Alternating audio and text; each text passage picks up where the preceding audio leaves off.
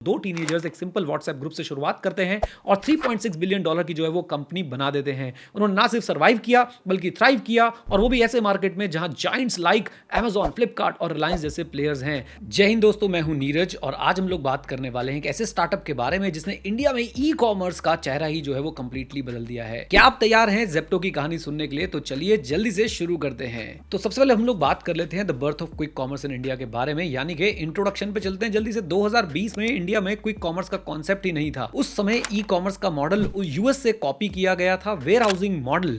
इस मॉडल में कंपनीज जो है अपना सामान बड़े बड़े वेयर हाउसेज में स्टोर करते हैं जो यूजुअली शहर के बाहर होते हैं, फिर वहां से जो है वो डिलीवरी करते हैं। पर ये मॉडल इंडिया के लिए बिल्कुल भी सूटेबल नहीं था, क्योंकि हमारे यहाँ गली में एक किराना स्टोर होता है, हम 10 मिनट में नीचे जाके सब्जी जो है वो लेके आ सकते थे।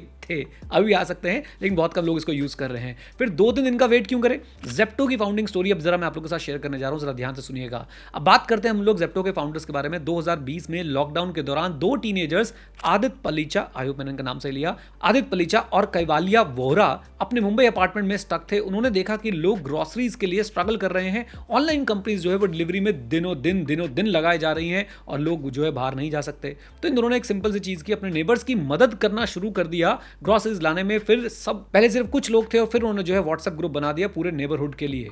अब बात करते हैं हम लोग भाई कैसे जो है ये जेप्टो बना, from Kirana kart to Zepto. जब व्हाट्सएप ग्रुप में 256 लोग हो गए, जो कि मैक्सिमम लिमिट होती थी उस टाइम, तब उन्होंने सोचा कि इससे बड़ा जो है वो कुछ करना चाहिए। सो उन्होंने अपना एक ऐप बना दिया और उसका नाम रखा किराना कार्ट। ये नाम यूएस की कंपनी इंस्टाकार्ट से जो है वो काफी ज्यादा इंस्पायर्ड था। इंस्टाकार्ट भी ग्रोसरी डिलीवरी के बिजनेस में है, 10 साल पुरानी कंपनी है और $13 बिलियन की जो है वैल्यूएशन है इसकी। सिर्फ 5 से 6 हफ्तों में उनके ऐप पे रोज 300 जो है वो ऑर्डर्स आने लग गए। ये नंबर्स छोटा लग सकता है आज की डेट में, पर 17 साल के बच्चों के लिए बहुत बड़ा ये नंबर था उस टाइम पे। उन्होंने कॉन्ट्रेरी कैपिटल नाम के एक स्टूडेंट फोकस्ड वीसी फंड से कांटेक्ट किया और उन्हें $50,000 की फंडिंग मिल गई, वो भी $2.5 मिलियन की वैल्यूएशन पे। सोचो 17 साल के बच्चों के लिए कितनी बड़ी बात होगी ये।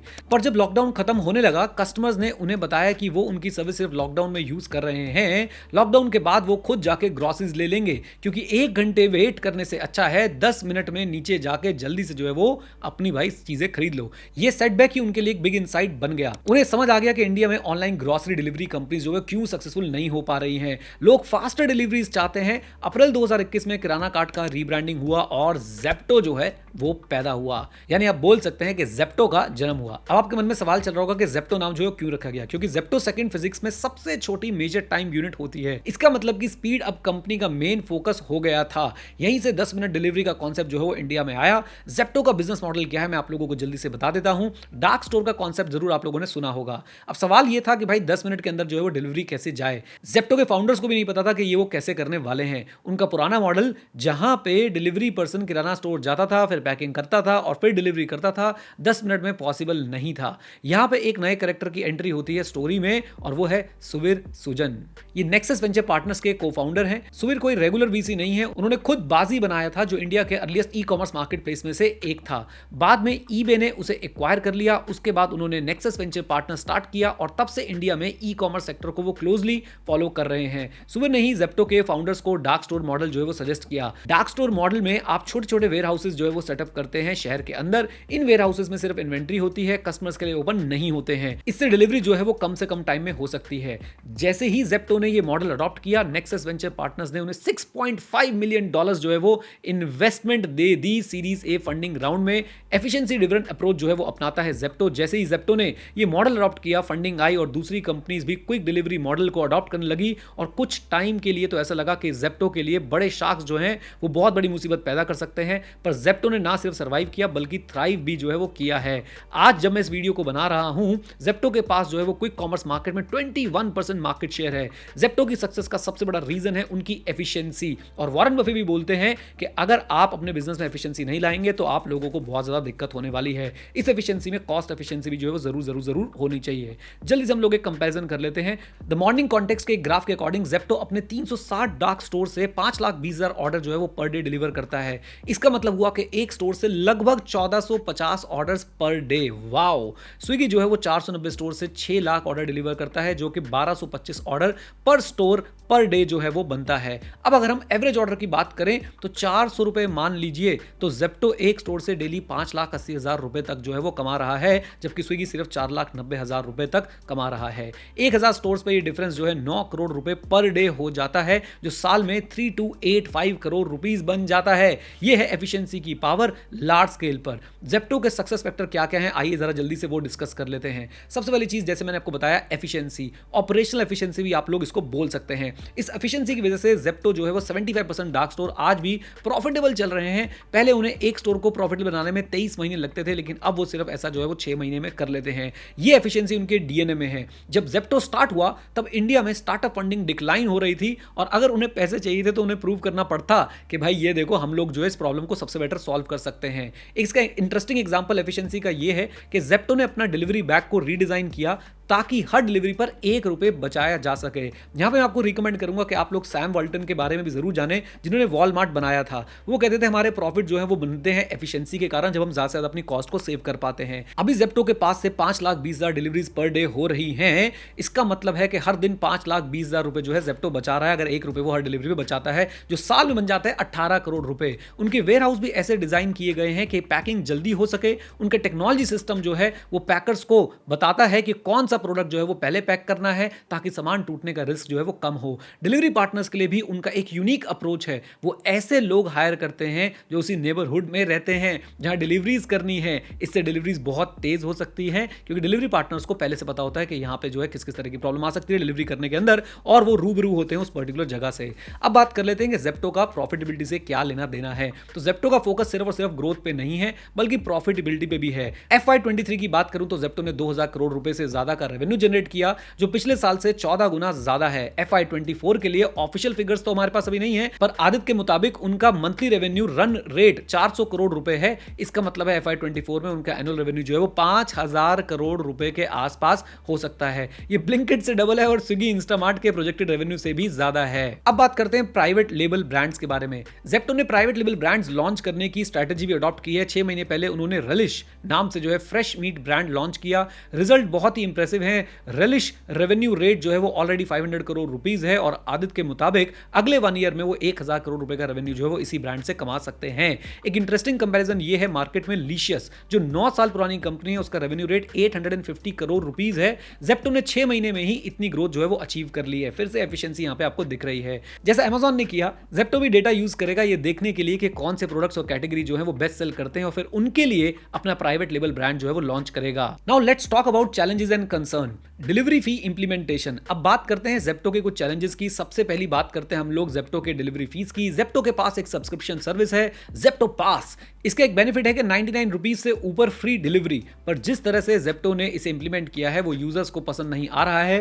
प्रॉब्लम यह है कि इवन इफ अगर आप 99 रुपीज से ज्यादा कभी ऑर्डर करते हैं, आपको मैनुअली डिलीवरी फी जो है वो रिमूव करनी पड़ती है, और ये डिलीवरी फी ऑप्शन ढूंढना भी आसान नहीं है। कुछ ना कुछ तो बाबू भैया कहीं ना कहीं गड़बड़ होती है। आपको नीचे स्क्रॉल करके टू पे सेगमेंट पे क्लिक करना पड़ता है, वहां से देखना पड़ता है कि भैया कितनी डिलीवरी फीस जो आपके ऊपर लग रही है, और फिर free delivery on this order के लिए अप्लाई बटन जो है वो करना पड़ता है। ये थोड़ी चिंदी चोरी मुझे यहाँ पे थोड़ी सी लगी है। एनीवेज, ये एक बिजनेस टैक्टिक हो सकती है, बट लॉन्ग टर्म में आई एम श्योर कि इससे जो है यूजर का ट्रस्ट जो है वो इफेक्ट होता है। Now let's talk about the sustainability of the subscription model. एक और इंपॉर्टेंट चैलेंज है जेप्टो की प्राइसिंग। अभी कंपनी के जो पासेस हैं वो 9 से लेके 39 रुपीज पर मंथ के बीच में जो है वो बेचे जाते हैं डिफरेंट यूजर्स को। ये सिंगल डिलीवरी चार्जेस से भी कम है, इसलिए लोग बड़ी संख्या में खरीद रहे हैं। पर असल में इन पासेस की ओरिजिनल प्राइसिंग जो है वो 149 से लेके 299 रुपीज पर मंथ है डिफरेंट यूजर्स के लिए। अभी जेप्टो इन्वेस्टर्स मनी को बर्न करके ये डिस्काउंट जो है वो दे रहा है, पर सवाल ये है कि कब तक जो है ये डिस्काउंट जो है वो दिए जाएंगे, और कब जब ये डिस्काउंट खत्म हो जाएंगे क्या लोग ओरिजिनल प्राइस पे करना चाहेंगे या नहीं। स्विगी का एग्जांपल लेते हैं। 2022 में स्विगी इंस्टामार्ट 99 रुपीज से ऊपर फ्री डिलीवरी दे रहा था स्विगी वन मेंबर्स को, पर आज उन्होंने फ्री डिलीवरी के लिए कार्ट वैल्यू 99 से बढ़ा के 199 कर दी है। इसका रिजल्ट ये हुआ कि उनकी मार्केट शेयर जो 2022 में 52% 50% था, अब वो घटकर सिर्फ और सिर्फ 32% रह गया है। अब बात कर लेते हैं हम लोग कंपटीशन की जो इस क्विक कॉमर्स स्पेस के अंदर चल रहा है। यहाँ पे मैं आपको बताता हूँ एक और इंटरेस्टिंग डेवलपमेंट। ज़ेप्टो अब ज़ेप्टो कैफेज के साथ एक्सपेरिमेंट कर रहा है, जहां वो चाय, कॉफी, समोसे जैसे क्विक स्नैक्स 10 मिनट में डिलीवर करने की कोशिश कर रहे हैं। फेस वैल्यू पे ये एक अच्छा आइडिया लगता है। इस एवरेज रेवेन्यू पर यूजर जो है वो बढ़ सकता है और इन प्रोडक्ट्स पे मार्जिन भी जो है वो ज्यादा होता है पैकेज गुड्स के मुकाबले। पर दूसरे प्लेयर्स इस मॉडल में जो है वो फेल हो चुके हैं। स्विगी ने इंस्टा कैफे स्टार्ट किया था पर बाद में बंद कर दिया, क्योंकि इसमें उन्हें बहुत सारा जो है वो एक्सपेंडिचर करना पड़ रहा था और उतने सारे ऑर्डर्स जो है वो इनके पास नहीं आ रहे थे। जोमैटो भी 10 मिनट्स के अंदर फूड डिलीवरी ट्राई कर चुका है, पर वो भी अभी जो है ऐसा लगता है कि क्विट कर चुके हैं। सो ये देखना इंटरेस्टिंग रहेगा कि ज़ेप्टो जो है कैसे यहाँ पे जो है नेविगेट करता है। क्या ज़ेप्टो अपनी एफिशिएंसी वाले डीएनए को यहाँ पे लगा कैसे भी प्रॉफिटेबल बना पाता है या नहीं, ये भी हमें आगे देखने को मिलने वाला है। चलिए अब जरा आगे चलते हुए बात करते हैं इनके फ्यूचर एम्बिशंस की, क्या करना चाहते हैं ज़ेप्टो वाले। सो मुझे ऐसा लगता है कि भाई साहब ये लोग जो है नेक्स्ट डीमार्ट बनना चाहते हैं। अगर आदित्य और उनके को-फाउंडर की बात हम लोग माने तो उनका गोल है कि वो लोग ज़ेप्टो को जो है वो अगला डीमार्ट जो है वो बनाना चाहते हैं, वो भी अगले 18 से 24 महीने के अंदर अंदर। बहुत तेज हो रहे हो हैं। मेरे हिसाब से ये बहुत मुश्किल है। कॉन्टेक्स्ट के लिए आपको बता दूं कि डीमार्ट अभी एक $37 बिलियन की कंपनी है। ज़ेप्टो की लास्ट फंडिंग राउंड हुई थी जब उनकी वैल्यूएशन थी $3.6 बिलियन। इसका मतलब है कि उन्हें 2 साल में 10 गुना जो है वो ग्रो करना पड़ेगा। बट ऐसा देखिए, स्टार्टअप्स ऐसा कर भी सकते हैं, कभी हमें किसी की कैपेबिलिटी पे डाउट नहीं करना चाहिए, स्पेसिफिकली जब बहुत सारे यंग लोग एक स्टार्टअप के अंदर इन्वॉल्व हो। लेकिन आपने ये बात याद रखनी है, अभी आपको मैंने जितने फिगर्स बताए उनका मेन फोकस अभी तक जो है वो सिर्फ ग्रोसरी पे है। ग्रोसरी अपने आप में एक मैसिव कैटेगरी है। आदित्य के मुताबिक अगर आप देखें FY29 तक इंडियन ग्रोसरी मार्केट जो है $850 बिलियन का हो जाएगा और इसमें से $400 बिलियन जो है वो टॉप इनकम हाउस होल्ड से आने वाले हैं, जो कि ज़ेप्टो का मेन टारगेट मार्केट भी है। एक फैक्ट जो मुझे भी सरप्राइज कर गया वो ये है कि कंज्यूमर स्पेंडिंग लगभग 40% ग्रोसरीज पर जाता है। टोटल एड्रेसेबल मार्केट के टर्म्स में उन्होंने परफेक्ट सेक्टर जो है वो चूज किया है। फाइनेंशियली कंपनी कंफर्टेबल स्टेज पे है। उन्होंने अभी तक $665 मिलियन रेज किए हैं और आदित्य के मुताबिक ये पैसा उन्होंने आईपीओ स्टेज तक के लिए जो है वो अपने पास रखा हुआ है और उनको लगता है कि काफी भी है, जो कि 2-3 साल में हो सकता है। अब जरा हम लोग बात कर लेते हैं कि ज़ेप्टो का इंपैक्ट जो है वो इंडियन ई कॉमर्स इंडस्ट्री पे क्या रहा है। डेफिनेटली इन्होंने जो है वो रेवोल्यूशनाइज कर दिया है क्विक कॉमर्स को। ज़ेप्टो ने एक बोरिंग सेक्टर को जो एक्साइटिंग बना दिया। उन्होंने सिर्फ अपने लिए नहीं बल्कि पूरे ई कॉमर्स सेक्टर के लिए एक नया फेनोमेना जो है वो क्रिएट कर दिया है। अब जो दो टीनएजर्स ने सोचा था वो अब ऑलमोस्ट हर ई कॉमर्स कंपनी जो है इंडिया में रेप्लिकेट कर रही है। अब देखते हैं कि इनका कॉम्पिटिटर्स पे जो है वो क्या असर रहा है। ज़ेप्टो की वजह से अब हर बड़ी ई कॉमर्स कंपनी जो है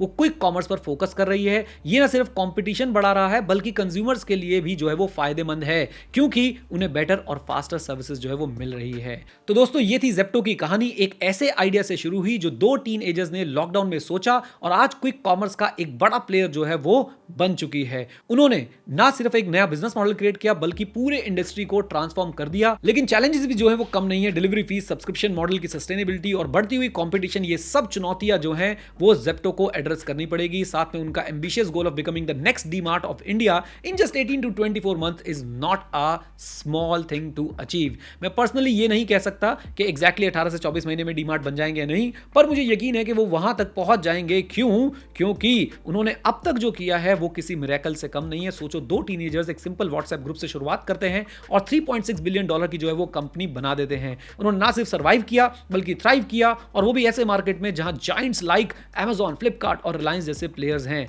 ज़ेप्टो की कहानी हमें क्या सिखाती है? पहली बात, प्रॉब्लम को सही से आइडेंटिफाई करना। आदित्य और उनके को-फाउंडर की अगर मैं बात करूं तो उन्होंने देखा कि इंडिया में लोग फास्टर डिलीवरीज चाहते हैं। दूसरी बात, एग्जीक्यूशन पे फोकस। उन्होंने सिर्फ आइडिया नहीं दिया बल्कि उसे इंप्लीमेंट भी जो है वो करके दिखाया। छोटी छोटी डिटेल्स पे ध्यान दिया। डिलीवरी बैग से लेकर डार्क स्टोर्स तक जो है वो डिजाइन उन्होंने बहुत अच्छे से जो है उसके ऊपर ध्यान दिया। तीसरी और सबसे इंपॉर्टेंट बात, अडेप्टेबिलिटी। जब उन्होंने देखा कि उनका जो ओरिजिनल मॉडल था किराना कार्ट वो लॉन्ग टर्म में वायबल नहीं है, तो उन्होंने पूरा का पूरा बिजनेस मॉडल जो है वो चेंज कर दिया। ये फ्लेक्सिबिलिटी आज के डेट में बहुत ज्यादा जरूरी है, स्पेशली स्टार्टअप्स के लिए। अब बात करते हैं फ्यूचर की। ज़ेप्टो के सामने भी बहुत सारे चैलेंजेस हैं। सब्सक्रिप्शन मॉडल को प्रॉफिटेबल बनाना है, कंपटीशन से आगे रहना है और अपने एम्बिशियस ग्रोथ टारगेट्स को जो है वो अचीव करना है। ये सब आसान नहीं होगा, पर अगर हम पास्ट परफॉर्मेंस को इंडिकेशन मांग के चलें तो ज़ेप्टो के फाउंडर्स जो है इन चैलेंजेस से भी इनोवेटिव तरीके से जो है वो निपट लेंगे। उनका फोकस एफिशिएंसी और डेटा ड्रिवन डिसीजन मेकिंग पे है, जो उन्हें लॉन्ग टर्म में बहुत ज्यादा बेनिफिट देने वाले हैं। प्राइवेट लेबल ब्रांड्स जैसे कि रेलिश का सक्सेस दिखा रहा है कि ज़ेप्टो सिर्फ एक डिलीवरी प्लेटफॉर्म नहीं बल्कि एक फुल फ्लेज्ड रिटेल बिजनेस बनने की तरफ जो है आगे बढ़ रहा है। अगर वो इसी तरीके से ग्रो करते रहे तो डीमार्ट का टारगेट मुश्किल जरूर है पर इंपॉसिबल नहीं।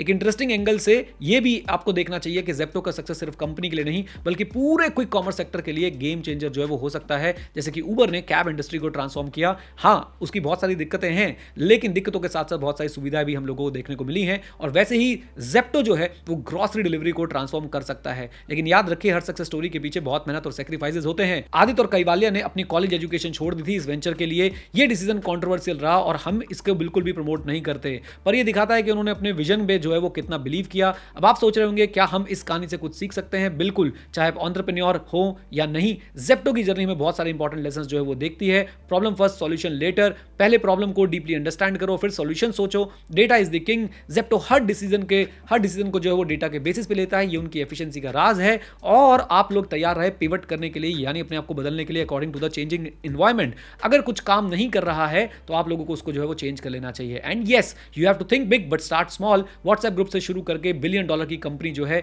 ये एक बहुत इंपॉर्टेंट लर्निंग जो है आप लोगों के लिए हो सकती है। ये प्रिंसिपल जो है जेप्टो ने बहुत सारे जगहों पे और भी फॉलो किए हैं कि think big and start small. Customer first. Obviously जब भी आप रिटेल बिजनेस के अंदर होते हैं तो आप लोगों को कस्टमर को बहुत ज़्यादा इंपॉर्टेंस देनी पड़ती है। जेप्टो का पूरा मॉडल जो है वो कस्टमर की नीड, फास्ट डिलीवरी को एड्रेस करने के लिए जो है वो बना है। इन सब के बाद मैं यही कहना चाहूंगा कि जेप्टो अभी अपनी जर्नी के शुरुआत में है। उनके सामने लंबी रेस है। क्विक कॉमर्स एक हाईली कॉम्पिटिटिव जो है वो सेक्टर है, जहां मार्जिन कम है और ऑपरेशनल चैलेंजेस ज्यादा है। क्या जेप्टो इन सब चैलेंजेस को पार कर पाएगा या नहीं? क्या वो सच में इंडिया का अगला रिटेल जाइंट बन पाएगा या फिर कोई बड़ा प्लेयर उसको एक्वायर कर लेगा? ये सब सवाल अभी जो है अनआंसर्ड है। पर एक बात तय है, जेप्टो ने इंडिया की ई कॉमर्स लैंडस्केप को हमेशा के लिए बदल के रख दिया है। अब कंज्यूमर की एक्सपेक्टेशन जो है वो और भी बहुत ज्यादा बढ़ चुकी है और बदल चुकी है। अब सिर्फ सस्ता होना काफी नहीं है, अब जो है वो फास्ट होना भी जरूरी है। तो दोस्तों, आप क्या सोचते हैं? कि आपको लगता है कि जेप्टो सही ट्रैक पे है डीमार्ट बनने के लिए, या आपको लगता है कि कुछ फंडामेंटल इश्यूज हैं जेप्टो के अंदर जो उसको ऐसा करने से रोक पाएंगे? क्या आप खुद क्विक कॉमर्स सर्विस को कभी यूज करते हैं? अगर हाँ, तो आपका एक्सपीरियंस कैसा रहा है मुझे कमेंट करके जरूर बता दीजिएगा। क्या आपको लगता है कि ये मॉडल लॉन्ग टर्म में सस्टेनेबल है? ये बात मुझे जरूर बताइएगा। इन सारे सवालों के जवाब मैं आपसे लूंगा कमेंट बॉक्स के अंदर, जैसे मैंने आपको बताया, और साथ साथ में मैं आपके रिस्पॉन्सेज को पर्सनली जो है पढ़ने बैठूंगा। राइट, अगर आपको एपिसोड पसंद आया तो वीडियो को लाइक कर दीजिएगा, चैनल पर नए थे सब्सक्राइब कर लीजिएगा और इसको अपने सारे दोस्तों के साथ जरूर शेयर भी कर दीजिएगा। उम्मीद करता हूं कि आप लोग जो है इस चैनल के साथ जुड़ेंगे और बहुत सारी चीजें सीखेंगे। वैसे मैं अब मनी पॉडकास्ट पे जो है पैसे के बारे में बात करता हूं, बट मुझे लगा कि क्यों ना आप लोगों के साथ स्टार्टअप के ऊपर जो है वो कुछ अच्छा शेयर किया जाए, और खासकर जब वो स्टार्टअप 2 यंग लोगों ने शुरू किया हो और उसे $1 बिलियन से भी ऊपर जो है वो ले गए हो। चलिए, with this note guys, thank you very much, stay connected, stay hit, जय हिंद। और हाँ मित्रों, सीखते रहें, क्योंकि सीखना शुरू तो जीतना शुरू। Bye bye and take care, God bless you all.